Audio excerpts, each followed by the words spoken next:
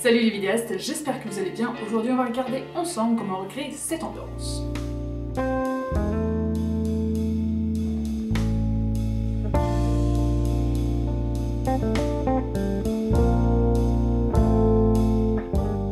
Avant qu'on passe aux explications, n'oubliez pas de soutenir la chaîne en vous abonnant et pensez à activer la petite cloche. Mais revenons à notre scène. J'ai tourné cette plan dans mon salon et j'ai deux grosses contraintes. Ici, c'est que mon salon est assez étroit et les murs sont blancs.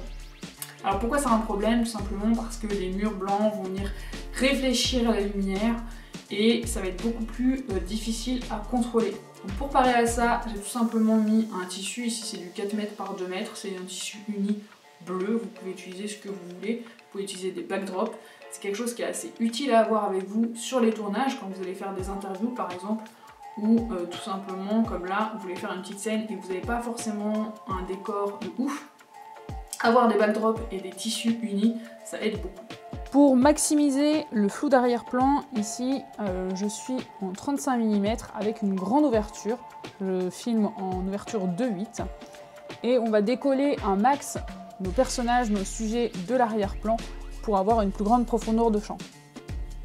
Pour l'éclairage, je voulais avoir une motivation dans le décor, qu'on ait la sensation que la lumière ne vienne pas de nulle part. Donc j'ai rajouté dans notre décor une lampe de chevet qui va pas éclairer notre scène, mais qui va permettre d'avoir une motivation où on sait que la lumière vient de la lampe de chevet, c'est ça qui donne l'ambiance à la scène.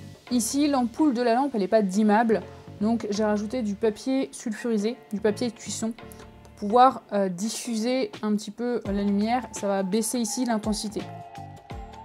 Pour le décor, on va ici créer une ambiance assez sombre en utilisant une fresnel qui va nous permettre de concentrer la lumière sur un petit rayon, et j'utilise un gobo. Un gobo, c'est en général une plaque métallique dans laquelle on est venu découper une forme qui va être projetée par la lumière sur un mur. Ici, moi j'utilise un carton avec une découpe de fenêtre à l'intérieur pour pouvoir venir créer une forme et avoir tout le reste de mon fond peu éclairé.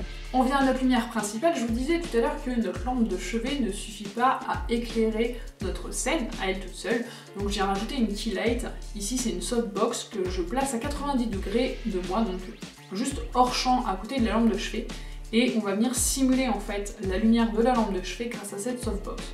Et ensuite je viens tout simplement rajouter un réflecteur en face pour pouvoir déboucher les ombres de l'autre côté du visage et rééclairer, ça fait mon fill light en fait, sans avoir besoin de rajouter une troisième lumière.